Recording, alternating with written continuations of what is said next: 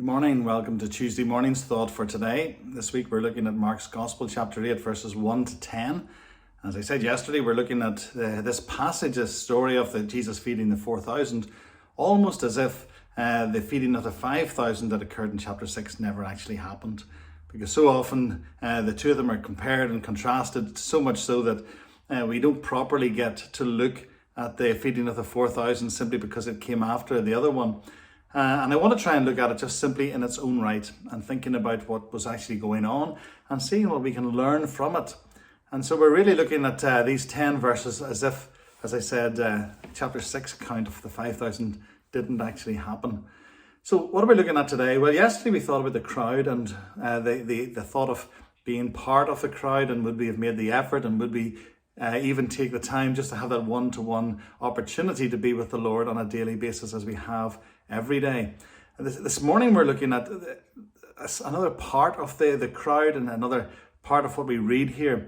So let me read again verses 1 and 2. It says, "In those days when again a great crowd had gathered, and they had nothing to eat, he called his disciples to him and said, I have compassion on the crowd because they've been with me now 3 days and have nothing to eat."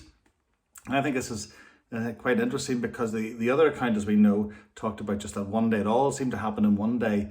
This seems to have happened over a greater time span. So there's the idea that the people came together and for 3 days they spent that time with Jesus.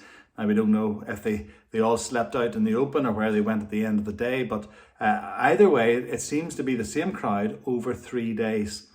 Now, we read that they're hungry, and if you have bought enough food for one day, that food obviously most likely would have been used by the end of that first day. You might have thought, well, he may dismiss us tomorrow, so we'll go and get something to eat. But it's very unlikely that they brought enough food for 1 plus 2 plus 3 days. That's unlikely, because we haven't heard of this sort of incident anywhere else in the New Testament where the people were with Jesus for this 3 days. And so there's this question about, well, how much food did they have to start with and how much food is left over? At what point did they stop having food? At what point did they become hungry? I would imagine that by the second day, most of them were fairly hungry. By the third day, I'm sure there were a lot of hungry people. But as we thought about yesterday, that nobody ever really seemed to leave until Jesus dismissed them and Jesus told them to go. Jesus here has recognized that they've been with him 3 days. He's recognized, he knows that they're hungry because Jesus knows how each one of us is. He knows how we're feeling. He knows our emotions. He knows our physical needs. None of this is hidden from him. And he knew that this crowd in general was hungry. And so he decides that he has to do something about it. But it's interesting to think that after the first day, these people are still with him. After the second day, after the food is most likely run out, they're still with him. And the third day, when I'm almost certain, because of what we read here, nobody had much food left apart from, we read, 7 loaves and a few small fish. Everyone was hungry, and yet they were still there. So often when we feel discomfort, when we're put out, when we can't get what we want, when we're not able to do the things we want, then we maybe fall away in some way. We decide, oh, it's just too hard. I'm not going to go on with it. And sometimes I think even in our Christian faith, sometimes we're tempted to say, oh, this is just too much. I'm not getting from this what I want to get. Instead of saying, whatever it's going to take, whatever this is going to cost me, I'm going to stick with Jesus. Sometimes it's tempting to give up. Sometimes when we get up in the morning and our Bible's sitting there and we know we should be picking up our Bible and reading it, sometimes we say, oh, I've got too much on today. I'll maybe do that tomorrow. And we put off our time with Jesus because of other things, or because we're uncomfortable, or because we need to do this or we need to do that. And yet these people stuck with Jesus even when they were hungry, even when their tummies were rumbling, even when they were maybe feeling weak and their blood sugar was low, and Jesus recognized that and blessed them for it. I wonder how often we give up on Jesus too soon. I wonder how often we have the opportunity of sticking with Jesus, but somehow we get distracted, or somehow we feel that we need to look after ourselves and we'll pick up Jesus at a later date. Jesus has demanded a life of surrender from those who would come after him, those who would follow him, those who would pick up their cross and follow him.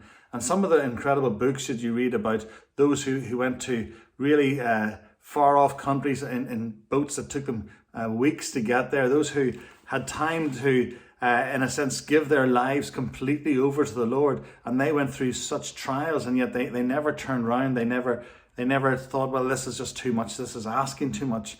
Those wonderful biographies of the church fathers and those who went out as missionaries to incredible places, I'm often humbled by reading those, because they went through so much for Jesus. And sometimes we give up so soon. These people, yes, they were hungry. You could say, well, there was only hunger, and it's nothing huge. But Jesus was concerned that they might collapse. I suppose all I'm thinking this morning is, how often have we maybe given up too soon? How often have we said, oh, this is costing me too much, or I'm not enjoying it, or I'm not getting out of it what I wanted to, instead of just allowing ourselves to be trusted to Jesus, giving ourselves wholeheartedly to him and seeing what he does.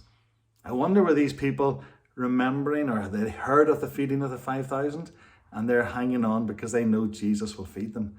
I wonder how soon we've given up and missed that blessing. Stick with Jesus, even when it's tough, even when you're finding that you're going through a hard time, maybe at work or with family or friends. Stick with Jesus, even during those uncomfortable, unpleasant, tough times. Stick with Jesus. The reward is far greater than anything this world could ever give us. I'm praying for you today, whatever circumstances you're going through, that you will have the strength and the patience to stick with the Lord, and to know that he knows about your condition, and that he's ready to bless and look after you for his glory and for your good. Have a good Tuesday. God willing, we'll see you soon. God bless.